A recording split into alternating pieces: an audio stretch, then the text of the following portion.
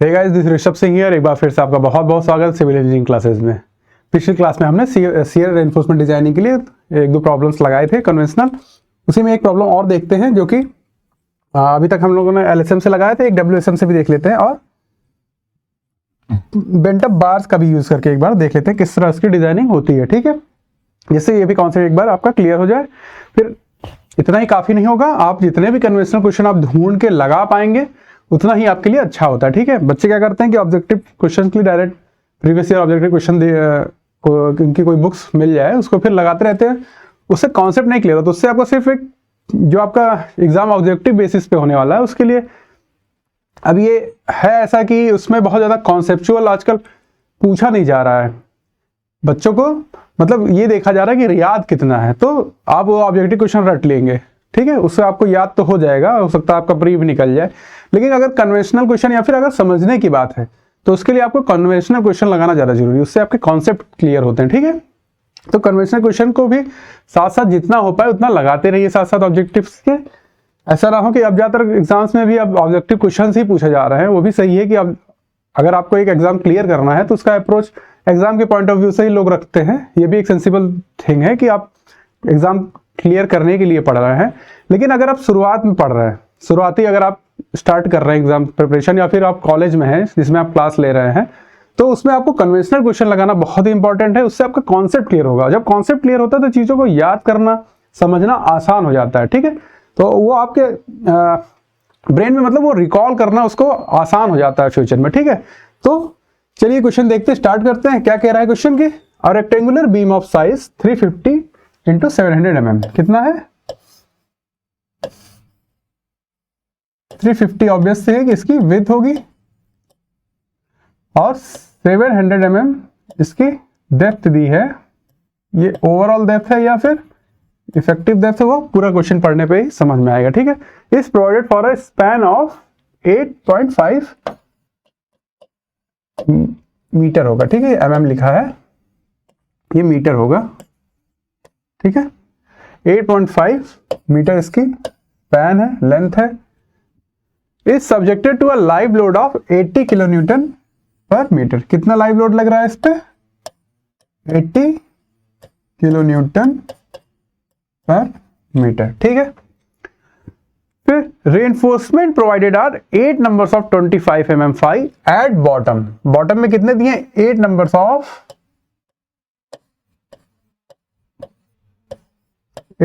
of 25 mm phi के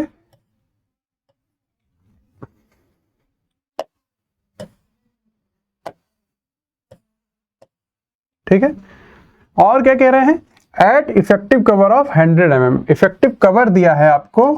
अब effective cover जो आप रेनफोर्समेंट ले रहे हैं, अगर जैसे आपने एक ही लाइन में दे रखा है या फिर हो सकता है 2 लाइन में दे रखा है तो इसके सेंट्रॉइड से, अब अगर 2 दे रखा है तो इसका सेंट्रॉइड इसके बीच में कहीं आएगा। ठीक है, तो वहां से इफेक्टिव कवर हम लिखेंगे कितना है 100 mm का। ठीक है, तो बचा हुआ क्या हो गया आपका इफेक्टिव डेप्थ हो गया। ठीक है, मतलब ये डेप्थ जो दी थी क्या थी ओवरऑल डेप्थ थी। ठीक है, तो इफेक्टिव डेप्थ आपका हो गया 600 mm। ठीक है, and 4 numbers of 20 mm phi eight top width cover 50। ठीक, ऊपर आपका 4 बार्स दिए हुए हैं। कैसे हैं 4 बार्स ऑफ 20 mm phi। ठीक है, और इसको कवर कितना दिया हुआ है 50 mm। ठीक है, and the beam is simply supported. Beam कैसी है आपकी सिंपली सपोर्टेड बीम है with M20 grade of concrete use हुआ है और Fe415 का स्टील यूज हुआ है। Design the shear reinforcement using bent up bars. Bent up bars use करके आपको डिजाइनिंग करनी है, बट दिया हुआ है कि ओनली एट 1 लोकेशन। आपको बेंड जो करना सिर्फ एक लोकेशन पे करना है। ठीक है, use WSM maximum 4 numbers of 20 mm phi bars may be bent up at first location। अगर आप एक ही लोकेशन पे बेंड करना है तो मैक्सिमम आप 4 बार्स को बेंड कर सकते हैं। जितनी बार्स दी रहती हैं ये मतलब ये बढ़ाया भी गया आपको कि जितनी बार्स आपकी टेंशन में रहेंगी उसकी हाफ आप बेंड कर सकते हैं, उससे ज्यादा नहीं कर सकते। मैक्सिमम हाफ हाफ बार्स को बेंड कर सकते हैं, ठीक है।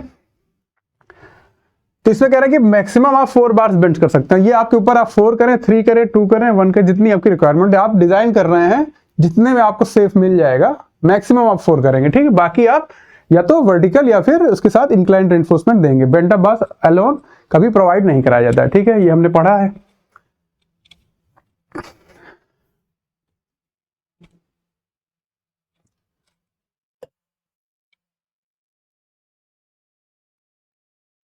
अब ये बीम है, यहां पे आपने टेंशन में रेनफोर्समेंट दे रखी है। कितने नंबर्स ऑफ रेनफोर्समेंट है? 8। अगर आप इसको इस तरह देखेंगे तो आपको कुछ ऐसा दिखेगा। और एक लोकेशन पे आपने बेंट अप बार्स प्रोवाइड कर रखी हैं, मतलब जितने भी नंबर आपने बेंड की हैं, ठीक है। तो कुछ इस तरह आपको दिख रहा है। अब जो बेंट अप होता है वो कितने डिस्टेंस पे होता है? फेस पे, कॉलम के फेस से √2a डिस्टेंस पे, ठीक है, √2a। ए क्या होता है हमारा? JD, ठीक है।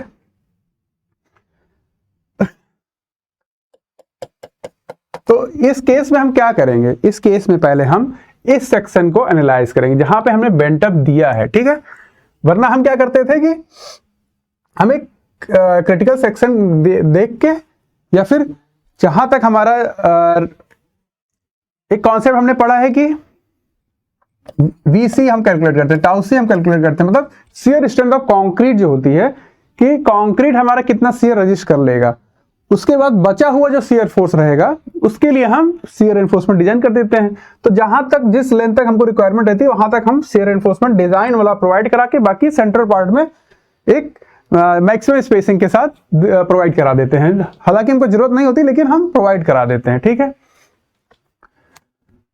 तो अब इस केस में हम क्या कर रहे हैं कि पहले जहां पे हमने बेंट अप प्रोवाइड कराया, जहां से, अब जब यहां से ये बेंट अप हुआ है तो यहां से ये सेक्शन जो है वो शियर में हमको हेल्प कर रहा है, तो उसको हम पहले एनालाइज कर लेंगे। उसके बाद देखेंगे बचा हुआ जो सेक्शन रहेगा, जहां तक हमारा VC आ रहा होगा वहां तक हम उसको फिर आगे दूसरे पार्ट में उसको एनालाइज कर लेंगे। तो यहाँ पे 2 पार्ट में हम इसको एनालाइज करेंगे, पहले बेंट अप पार्ट के लिए, फिर नॉर्मल जो हम शियर एनफोर्समेंट प्रोवाइड कराते हैं उसके लिए, ठीक है।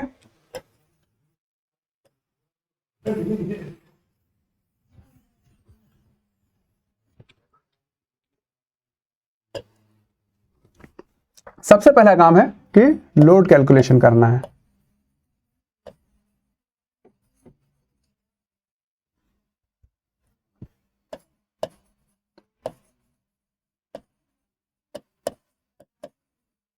ठीक है, लाइव लोड दिया है 80 kilo newton per metre.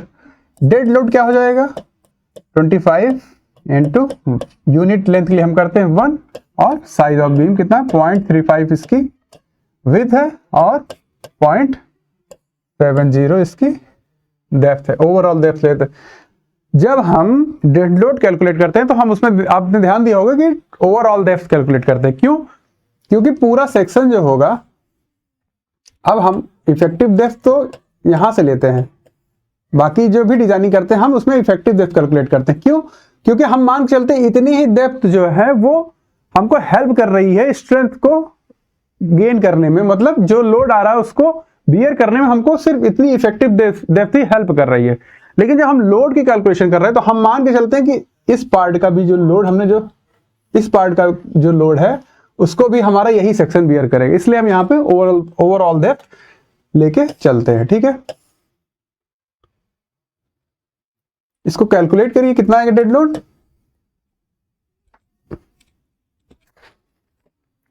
25 into 0.35 into 0.70, 6.125, 6.125 kilo newton per metre. तो टोटल लोड कितना हो जाएगा? इसको हम W कहते हैं, कितना हो जाएगा? 86.125 किलो न्यूटन पर मीटर। ठीक है,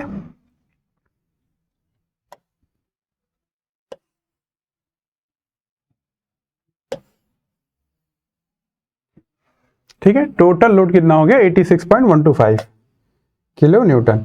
अब इस लोड के लिए हमको शियर फोर्स निकालना होगा कि अगर ये लोड लग रहा है हमारे सेक्शन पे तो उसके वजह से शियर फोर्स कितना जनरेट हो रहा है हमारे सेक्शन पे, जिसके लिए हमको डिजाइनिंग करनी है। ठीक है,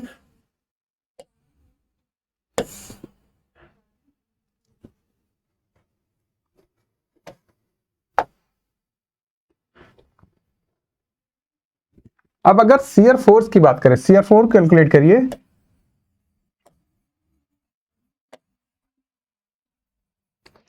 सिंपली सपोर्टेड बीम है तो उसके लिए शियर फोर्स क्या हो जाता है, WU/L/,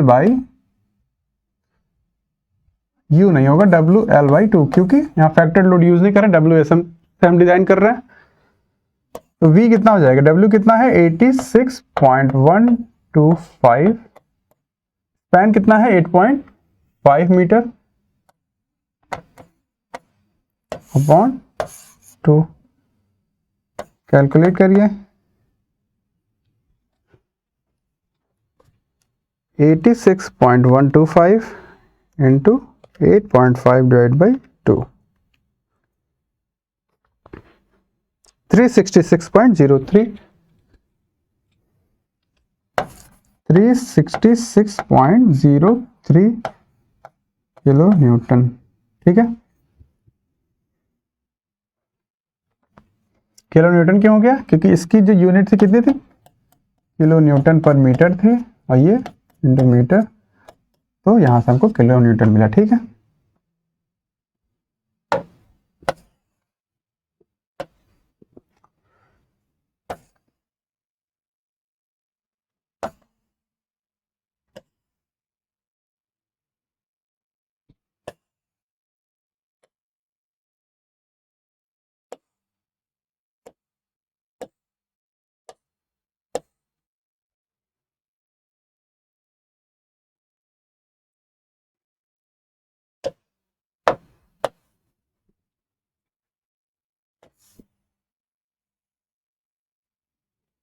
ठीक है, तो ये क्या निकला है हमारा शियर फोर्स, जिसके लिए हमको सेक्शन को डिजाइन करना है। इसके बाद हम क्या करते थे, नॉमिनल शियर स्ट्रेस निकालते हैं। ठीक है, नॉमिनल शियर स्ट्रेस कैलकुलेट करते हैं, टाउ वी। ठीक है, टाउ वी क्या होता है, V/BD। ठीक है, V कितना आया है 366.03 डिवाइडेड बाई इंटू 10⁻³ कर देंगे, किलो न्यूटन में न्यूटन चेंज कर लेंगे। B आपका हो जाएगा 350 mm, D हो जाएगा 600 mm। ठीक है, तो टाउ V कितना आ जाएगा 366.03 इंटू 10⁻³ डिवाइड बाई 350 इंटू 600। ठीक है, 1.743।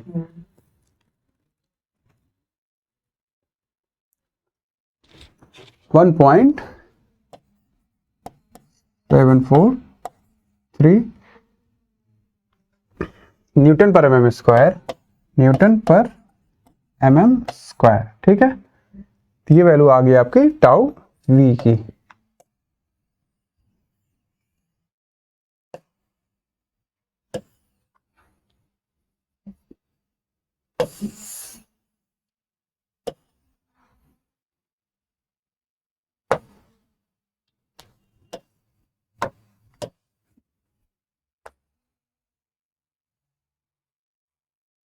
ठीक है, अब इसके बाद क्या हमको कंपेयर करना होता है कि टाउ वी किसी भी केस में कम होना चाहिए टाउ सी मैक्स से। ठीक है, अब टाउ सी मैक्स किस पे डिपेंड करता है,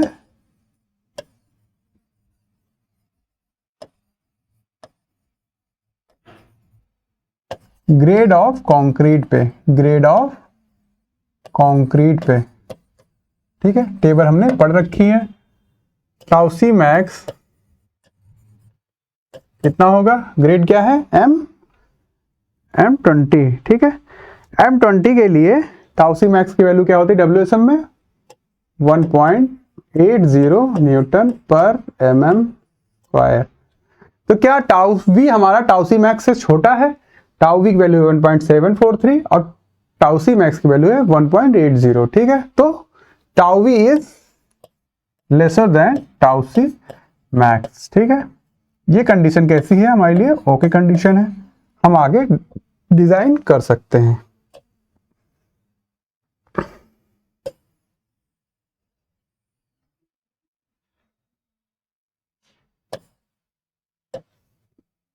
ठीक है,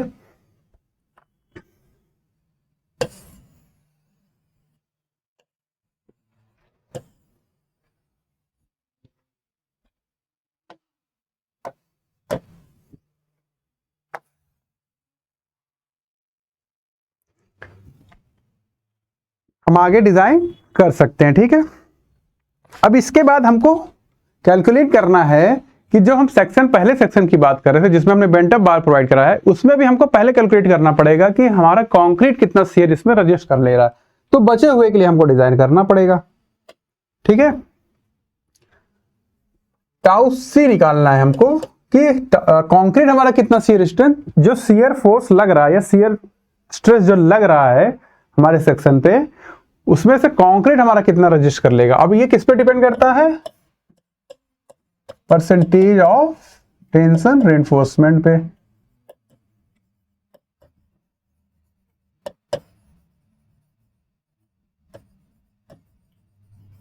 और ग्रेड ऑफ कंक्रीट पे,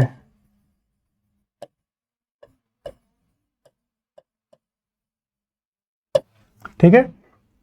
तो हमको सबसे पहले परसेंटेज निकालना पड़ेगा टेंशन रेनफोर्समेंट का, कितना हो जाएगा। अब इसमें समझने की बात यह है कि हम किस सेक्शन की बात कर रहे हैं, ठीक है।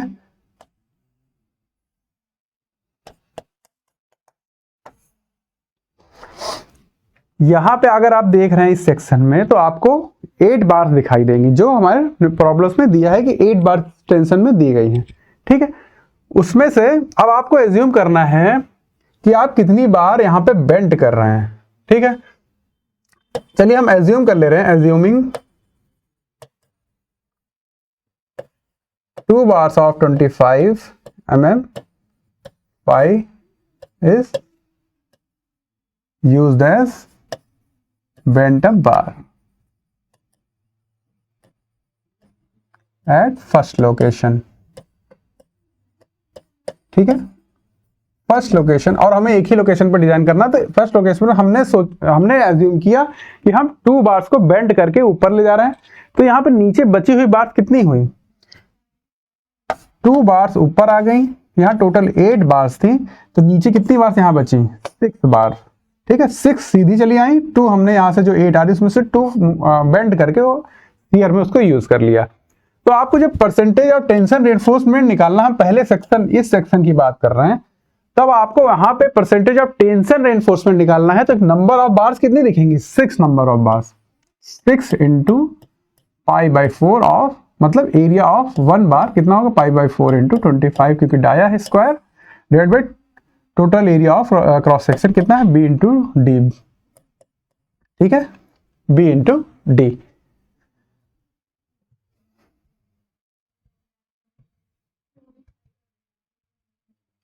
अब b कितना है आपका 350 और d कितना है 600 इंटू 100, तो आपको परसेंटेज मिल जाएगा, ठीक है। इसको सॉल्व करिए जरा, कितना परसेंटेज आ रहा है, 6 into π/4 into 25 square divide by 350 into 600 into 100, 1.40। Percentage कितना आ गया टेंशन रेनफोर्समेंट का, 1.40%, ठीक है।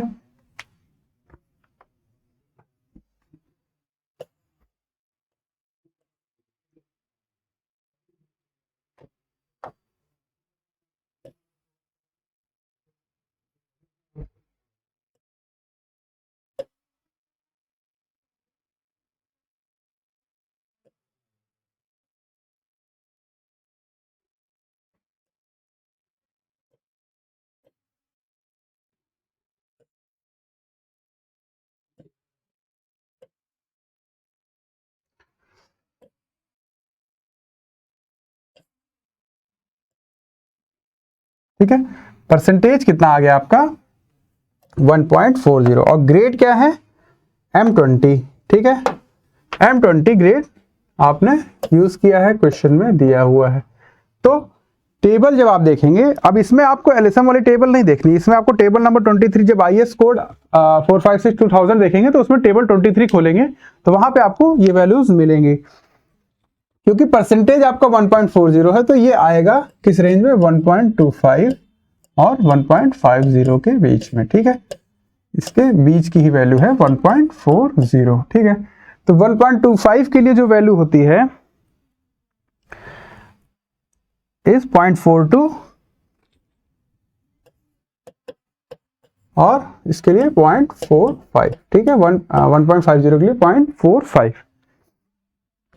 यहां से अब आपको क्या मिलेगा, यहां पे आपको आपका जो टाउसी है इन दोनों के बीच की वैल्यू है जो इसके रिस्पेक्टिवली होगी, तो वो आपको कैलकुलेट करनी है। टाउसी क्या हो जाएगा, y माइनस y1 क्या है 0.42, ये y1 है, ठीक है, minus equals to y2 minus y1 0.45 minus 0.42 divided by 1.50 x2 minus x1 1.5 into minus 1.25 into 1.4 minus 1.25 x minus x1।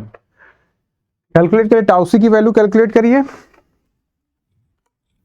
0.45 minus 0.42 divide by 1.5 minus 1.25 into 1.4 minus 1.25, ठीक है। इसमें प्लस कर देंगे 0.42 को, 0.42 कितना आ जाएगा 0.44, टाउसी आ जाएगा 0.44 न्यूटन पर mm स्क्वायर,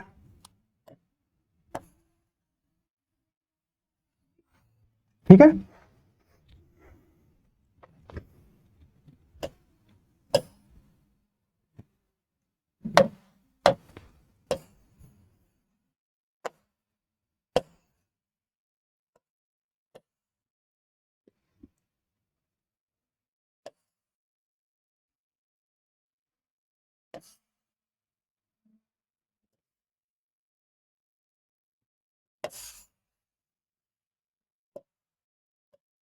टाउसी आपको मिल गया कि हमारा कंक्रीट कितना शियर रजिस्ट कर ले जाएगा, वो आ गया आपका 0.44 न्यूटन पर mm स्क्वायर। अगर आपको VC निकालना हो कि इस मतलब कितना फोर्स हमारा कंक्रीट रजिस्ट कर पाएगा, तो VC क्या हो जाएगा tau c into B into D, ठीक है। वही चीज है stress equal to force upon area, तो फोर्स निकालना है तो stress into area, stress into area.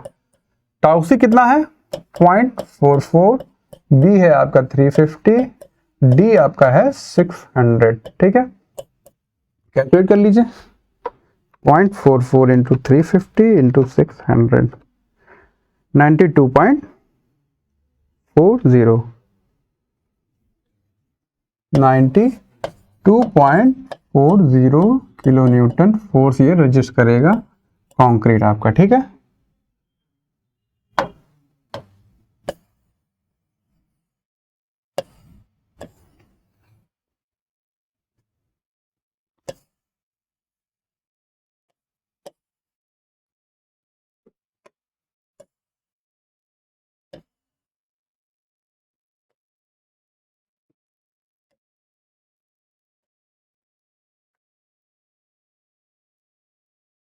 ठीक है, इतना फोर्स शियर फोर्स हमारे सेक्शन पे, इतना शियर फोर्स लग रहा था, इतना शियर फोर्स हमारे सेक्शन पे लग रहा था, कंक्रीट उसमें से इतना रजिस्ट कर लेगा। तो बचे हुए शियर को हमको रजिस्ट करवाने के लिए हमको रेनफोर्समेंट शियर के लिए डिजाइन करनी है, ठीक है।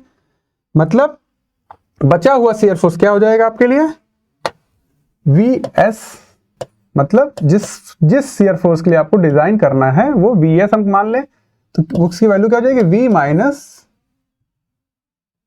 VC। V कितना है 366.03 माइनस VC कितना आया है 92.4, ठीक है।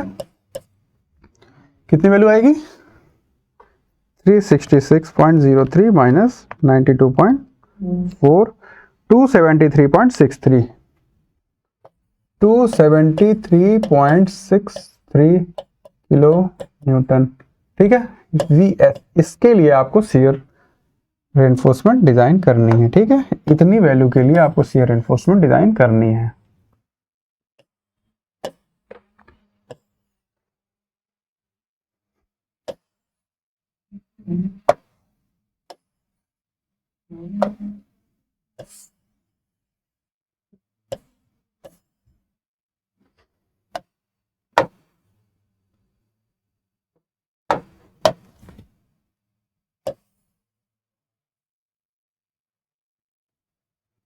इस शियर फोर्स के लिए आपको शियर रेनफोर्समेंट डिजाइन करनी है। ठीक है,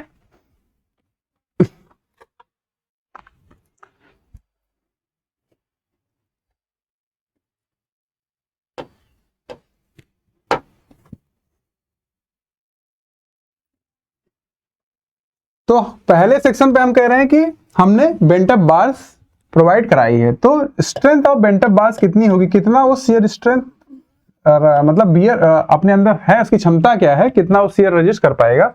strength of bent up bar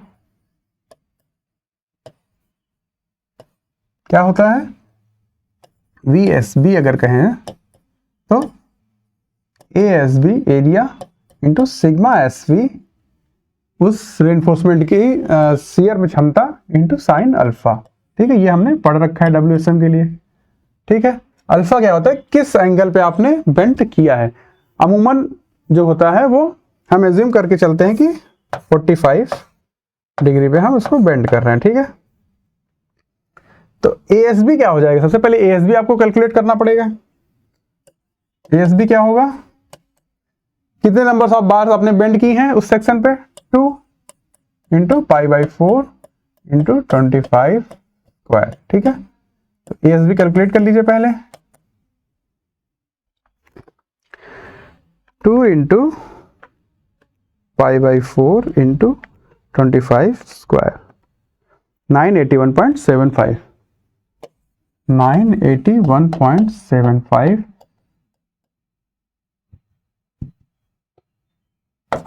mm square. ठीक है,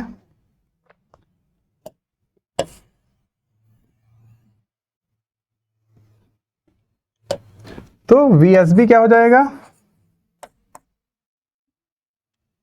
एरिया 981.75, सिग्मा SV की वैल्यू कितनी होगी 451 के लिए 230, टेबल्स में देख लीजिएगा, फर्स्ट लेक्चर में ही बताया गया था, into sine alpha. Sine alpha मतलब साइन 45।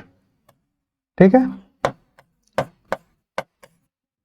इसको सॉल्व कर लीजिए, यहां से आपको VSB मिल जाएगा, मतलब बेंट अप बार की शियर में स्ट्रेंथ कितनी है, 981.75 इंटू 230 इंटू साइन 45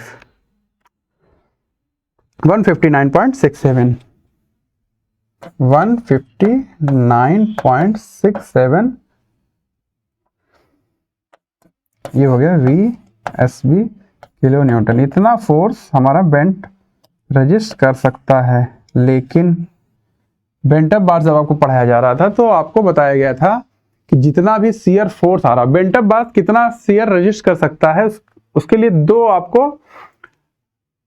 दो पॉइंट्स बताए गए थे कि इतना मैक्सिमम हमारा बेंट शियर रजिस्ट कर सकता है। पहला क्या था कि V माइनस VC, पहला था V माइनस VC और दूसरा क्या था VS/2।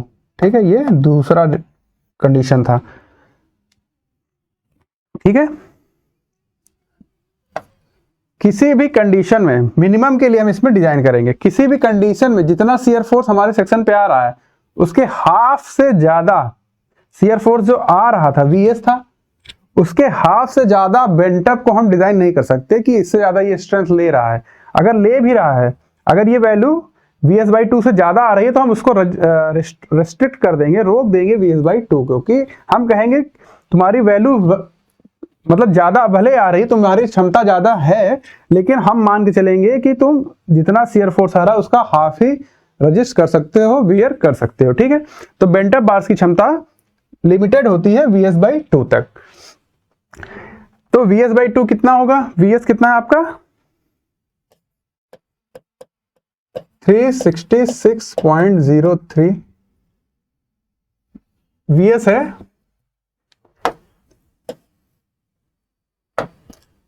273.63, ठीक है।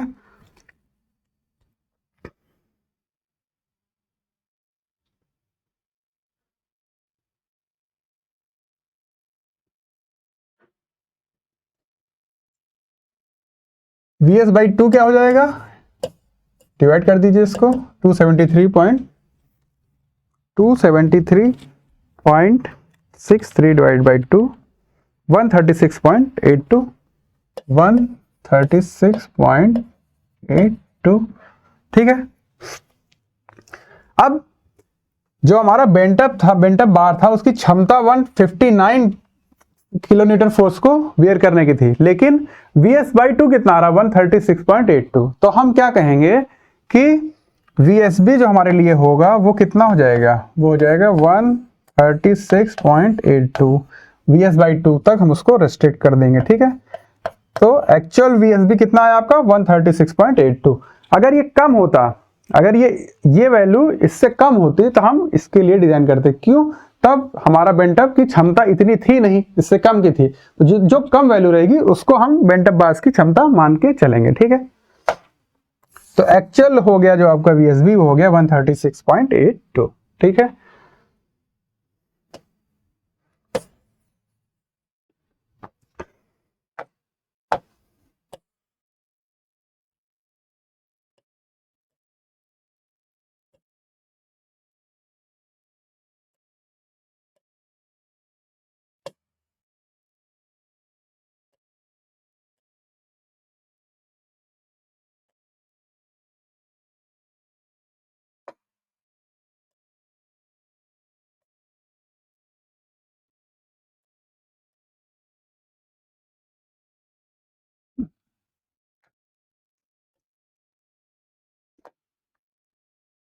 ठीक है, तो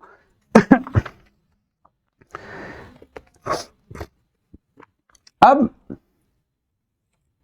जो हाफ Vs को कौन रजिस्टर कर ले रहा है? हमारा बेंटअप बार्स, और हमको उसके साथ एक वर्टिकल या फिर इंक्लाइन शियर रेनफोर्समेंट देना होता। तो अगर हम वर्टिकल रेनफोर्समेंट दे रहे हैं, मान लीजिए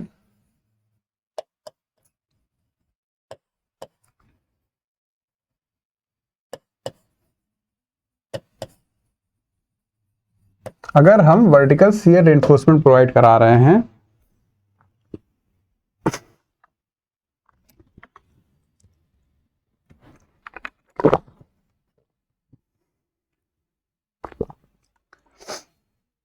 ठीक है, जो बचा हुआ शियर वैल्यू फोर्स बचा है, क्योंकि 136 हमने बेंटअप बार्स के हेल्प से उसको रजिस्टर कर लिया, लेकिन इसका अभी हाफ बचा हुआ, उसके लिए हमको इंक्लाइंड या फिर वर्टिकल शियर एनफोर्समेंट देना। तो हम वर्टिकल शियर एनफोर्समेंट दे रहे हैं बचे हुए 136.82 फोर्स के लिए, ठीक है। तो उसमें भी आपको एज्यूम करना पड़ेगा कैसा आप शियर एनफोर्समेंट दे रहे हैं। हम लोग एज्यूम कर रहे हैं कि 2 लेग्ड 8 mm फाई का हम वर्टिकल शियर एनफोर्समेंट दे रहे हैं, ठीक है। 2 लेग्ड 8 mm का वर्टिकल शियर एनफोर्समेंट दे रहे हैं। तो इसका एरिया आपको पता है क्या आ जाएगा 100.53। इसके पहले क्वेश्चन हमने लगाया है, ठीक है। तो स्पेसिंग क्या निकलेगी इस वर्टिकल शियर एनफोर्समेंट की? ASV into sigma SV into D upon VS होता है, लेकिन यहां पे आप VS/2 लिखेंगे, ठीक है। VS/2 क्यों? क्योंकि इतने फोर्स के लिए अब हमको इसको डिजाइन करना है। ASV आपका हो जाएगा 100.53, सिग्मा SV हो जाएगा 230, D आपका है 600 अपॉन VS/2 136.82, ठीक है। तो यहां से आपकी स्पेसिंग निकल जाएगी जो आप वर्टिकल शियर एनफोर्समेंट दे रहे हैं, ठीक है। और इसमें 10⁻³ से इंटू कर लीजिएगा, ये किलो न्यूटन में वैल्यूज हैं, ठीक। ASV आपका हो गया 100.53 into 230 into 600 divided by 136.82 into 10⁻³ 101 mm, 101 mm की स्पेसिंग आएगी। ठीक है,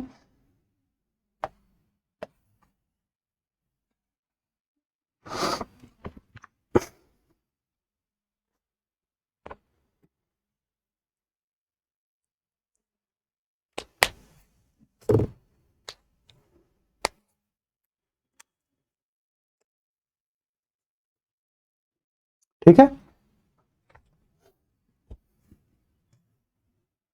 अब इसमें आप चेक लगाएंगे कौन कौन सा, एक तो मिनिमम शियर रेनफोर्समेंट का चेक लगाएंगे,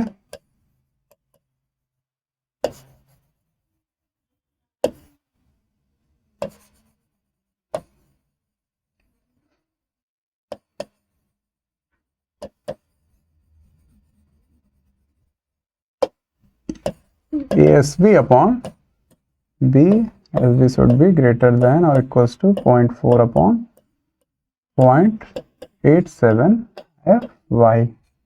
ठीक है, 100.53 इंटू 0.87 FY है 415 डिवाइडेड बाई B आपका 350 into 0.4 SV should be lesser than this value. ठीक, यहाँ पे अगर ये सेटिस्फाई कर दिया तो हमने जो SG दिया है वो ठीक है। कितना हो गया 100.53 into 0.87 into 415 divided by 350 into 0.4 259। ठीक है, SV क्या होना चाहिए, SV शुड बी लेसर और इक्वल्स टू 259 mm होना चाहिए।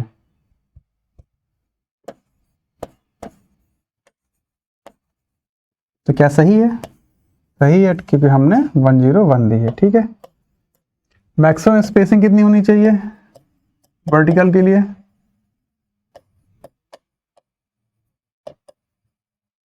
.75D और 300 mm जो भी छोटा होगा।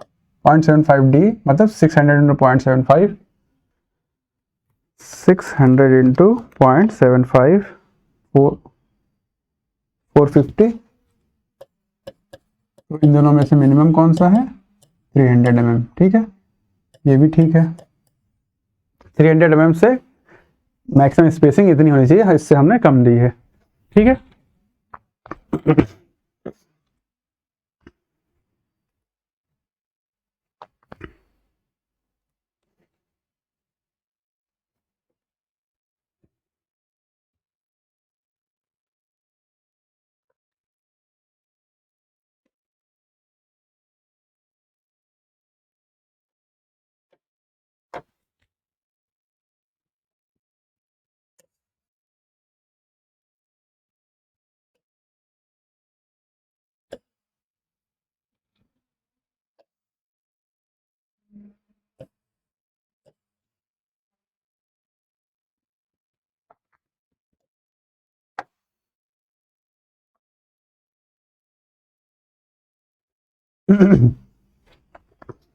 तो पहला सेक्शन हम जब जहां बेंटअप बार दे रहे थे तो वहां पे क्या हो गया कि हम क्या प्रोवाइड करेंगे 2 लेग 8 mm फाई का @ 101 mm centre to centre vertical shear enforcement दे देंगे और 2 लेग हमने बेंटअप बार की तरह यूज किया है। ठीक है, अब जब पोर्शन 2 की बात कर रहे हैं, ठीक है,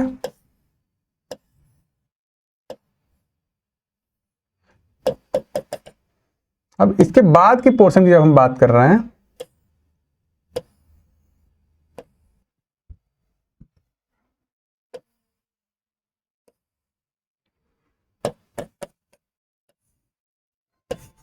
ये V हमारा जो आ रहा है 366 सबसे मैक्सिमम, यहां तक के लिए हमने डिजाइन किया है।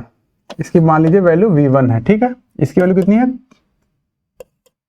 366.03। ठीक है, ये डिस्टेंस कितनी होगी √2a, √2a।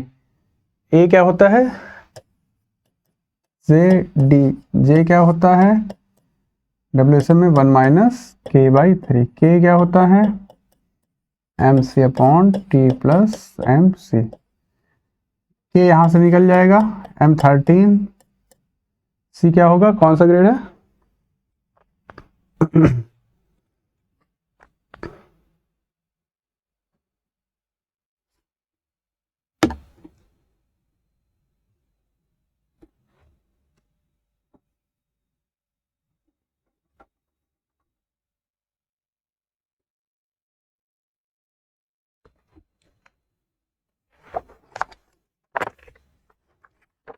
7 होगा, 7, 13 इंटू 7 प्लस 230, K की वैल्यू क्या आ जाएगी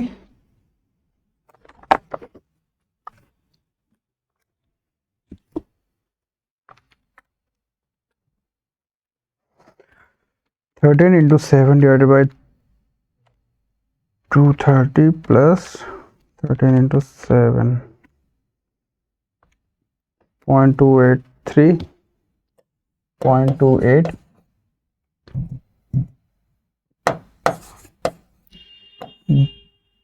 J क्या हो जाएगा 1 माइनस 0.28/3, कितना आएगा 1 माइनस 0.28 डिवाइड बाई 3, 0.90 या 0.91, ठीक है, J आ गया, ठीक है। तो यहाँ पे ये √2a की वैल्यू क्या आ जाएगी, √2a की वैल्यू आ जाएगी √2 इंटू J आपका 0.91 इंटू D 600, ठीक है, कितना आएगा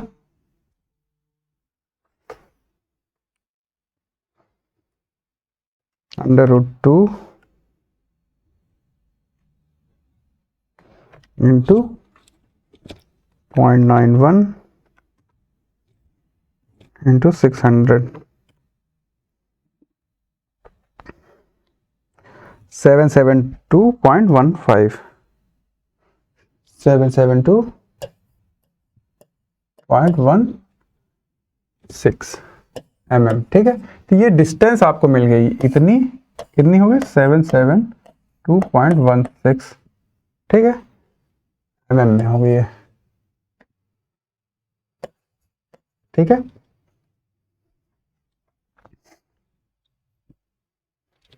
तो ये बची हुई डिस्टेंस कितनी हो जाएगी, ये बची हुई डिस्टेंस कितनी हो जाएगी, तो बची हुई वैल्यू कितनी हो जाएगी, टोटल लेंथ है 8.5, ये हम हाफ की बात कर रहे हैं तो कितना हो जाएगा 8.5 का हाफ कितना होगा 4.25, 4.25। तो ये डिस्टेंस आपको पता है, ये मीटर में mm में, ये ध्यान दीजिएगा, ठीक है। अगर इसको भी आप मीटर में चेंज कर लें तो 0.772, ठीक है, इसको लिख ही लेते हैं ऐसे,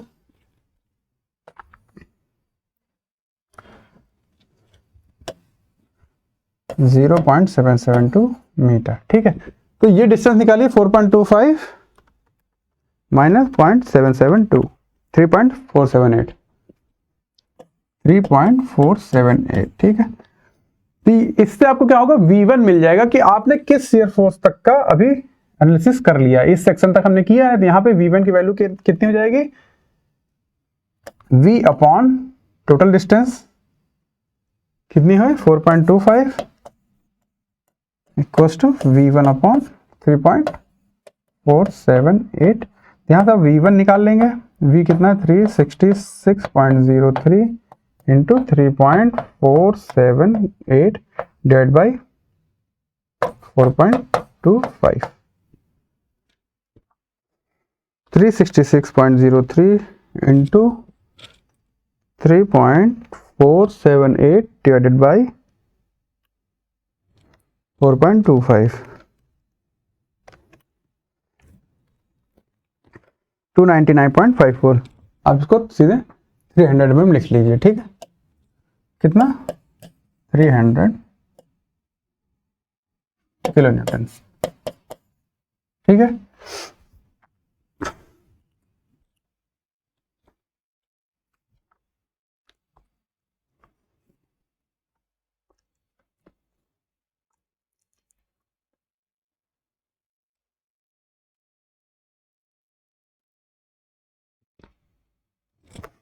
ठीक है।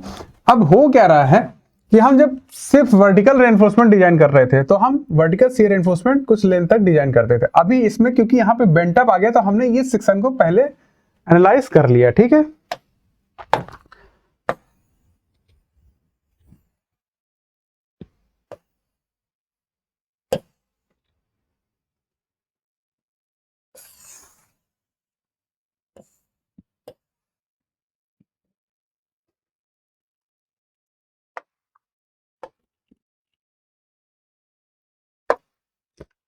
अब जब हम इसके आगे के सेक्शन को एनालाइज कर रहे हैं तो हमने टोटल लोड निकाल रखा है, कितना शियर फोर्स आ रहा है वो निकाल रखा है, नॉमिनल शियर स्ट्रेस भी निकाल रखा है, ठीक है।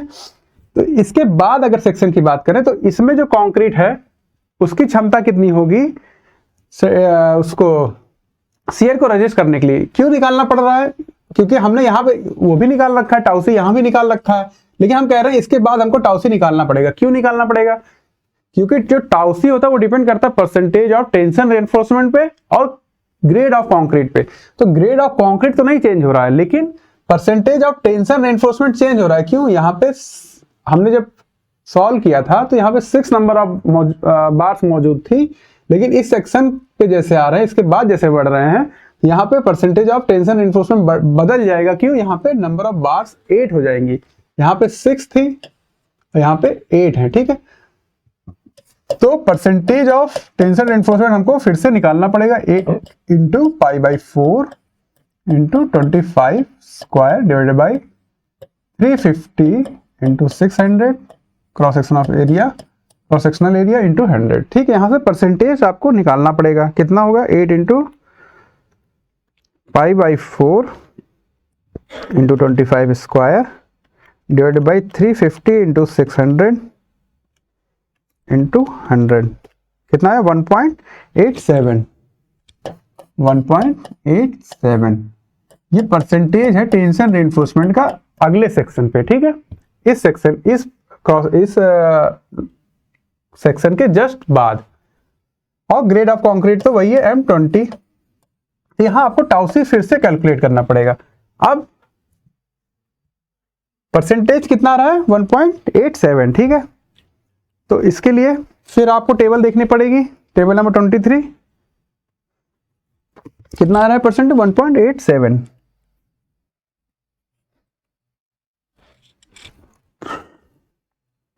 तो 1.75 और ये 2.00 के बीच का परसेंटेज है। 1.75 के लिए वैल्यू होती है M20 के लिए 0.47 और इसके लिए 0.49, ठीक है।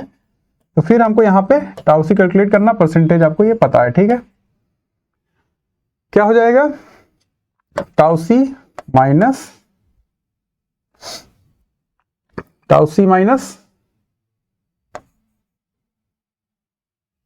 y1 0.47 equals to 0.49 minus 0.47 divided by 2.00 minus 1.75 1.87 minus 1.75, ठीक है। कैलकुलेट करिए, ये 5 है 8 ना समझ लीजिएगा, ठीक है।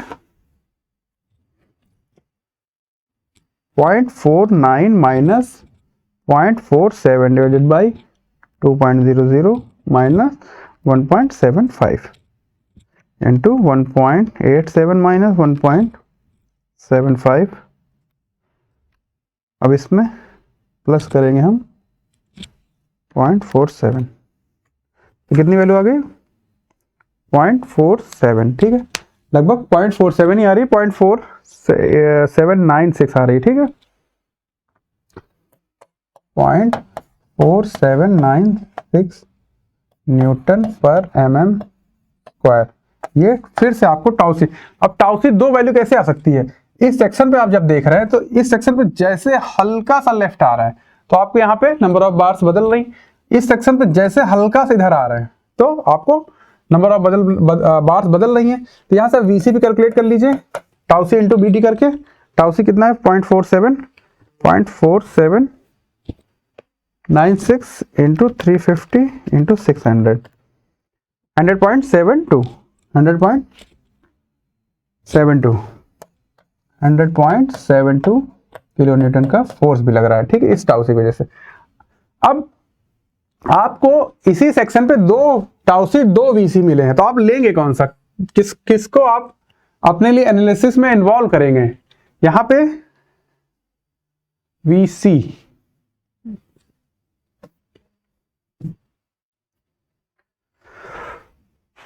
ये है, टाउ सी यहां पे 0.44 आ रहा था,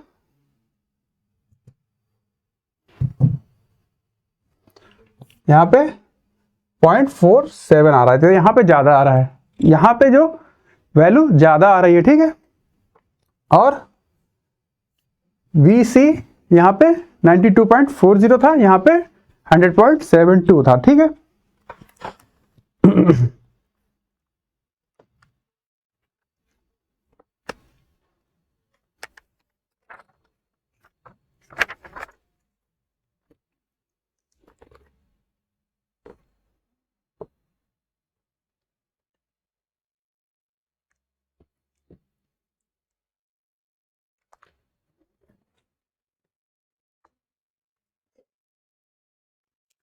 अब हमको क्या करना है इसमें आगे, यहां पे आपने अगले सेक्शन के लिए टाउ सी और टाउ वीसी निकाल लिया।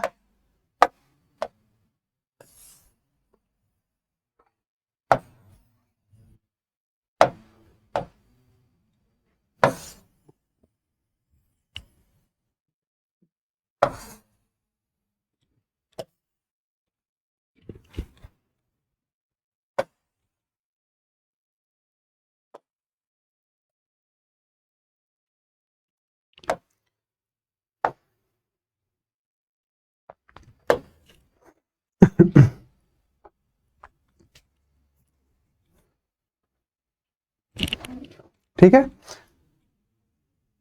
यहां पे इस सेक्शन में मैक्सिमम शियर फोर्स कितना आ रहा है, 300 किलो न्यूटन, ठीक है। अब यहां पे हम 366.03 की बात नहीं करेंगे, यहां पे हम बात करेंगे 300 के लिए, ठीक है।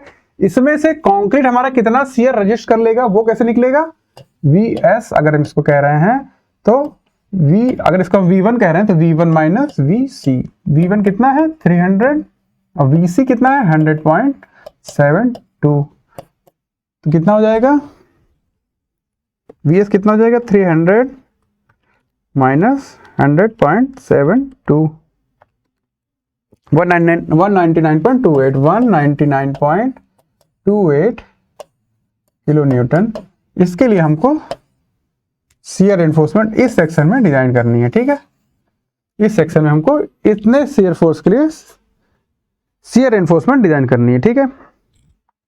तो आपको सबसे पहले एज्यूम करना पड़ेगा आप कौन सा शियर एनफोर्समेंट दे रहे हैं, ठीक है। एज्यूमिंग या providing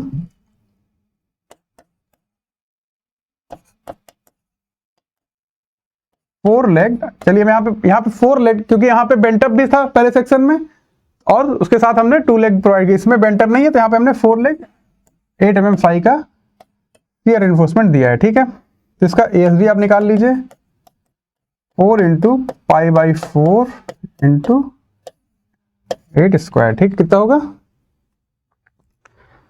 pi into 8 square 201.06 mm square, ठीक है। ASB आपका ये हो जाएगा, तो स्पेसिंग आप निकाल लेंगे कितना 201.06 इंटू 230 इंटू डी कितना है 600 अपॉन VS कितना है 199.28 इंटू 10³ किलो न्यूटन में है क्योंकि, तो स्पेसिंग निकालिए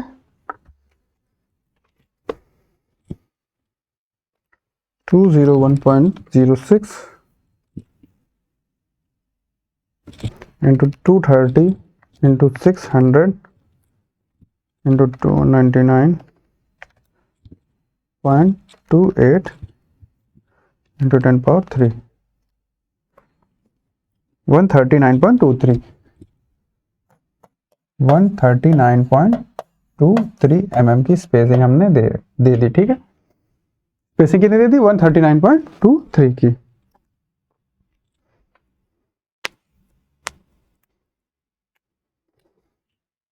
अब इसके लिए भी आप चेक्स लगा लीजिएगा, ठीक है, स्पेसिंग हम कितनी दे दे रहे हैं, एस वी इक्वल टू दे दे रहे हैं इस सेक्शन में 139.23 की स्पेसिंग अगले सेक्शन में। जब अब यहाँ पे हमने एक रेनफोर्समेंट दे रखी है शियर, इसके साथ उसकी स्पेसिंग हमने निकाली थी 101, ठीक है, ये है 2 लेग 8 mm 5 की 101 स्पेसिंग के साथ दे दी थी। अगले सेक्शन में हम अगर शियर रेनफोर्समेंट दे रहे हैं तो उसकी वो 4 लेग रहेगा और 8 mm 5 का, और स्पेसिंग कितनी रहेगी, थोड़ी सी ज्यादा 139.23 की स्पेसिंग। चेक लगा लीजिए, ठीक है।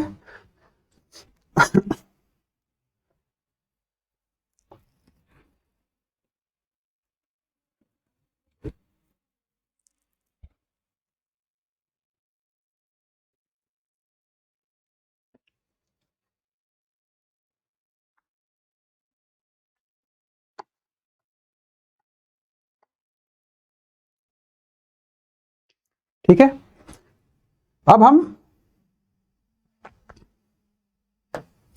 बनाते हैं सेक्शन।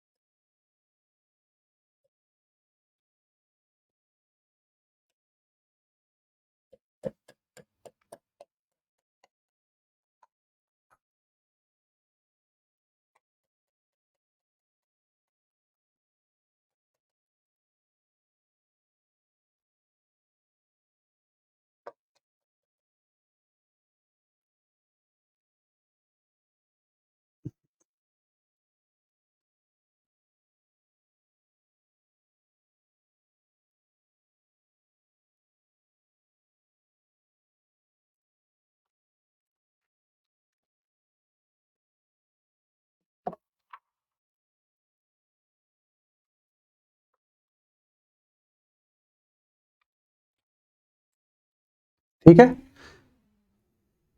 तो हम लोग क्या कर रहे हैं इसमें कि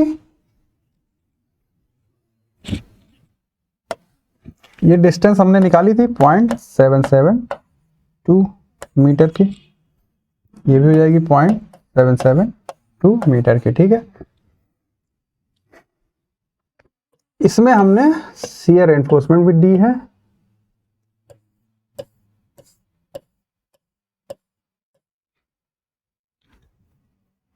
कैसी दी है,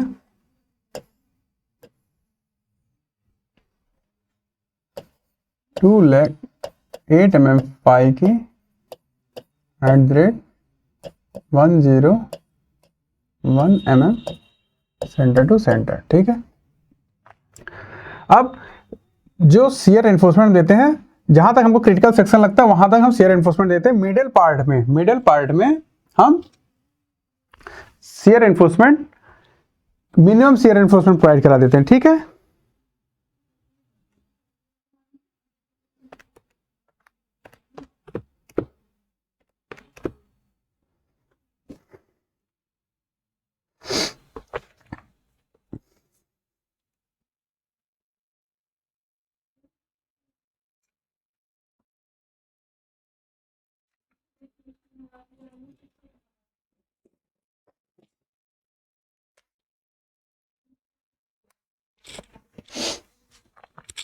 यहां वैल्यू कितनी आई थी?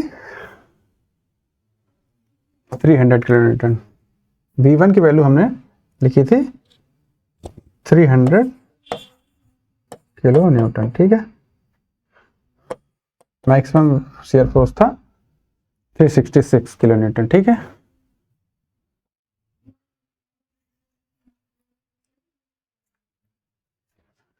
और ये जो VC आया है 100, ये कहीं यहां कहीं होगा, ठीक है।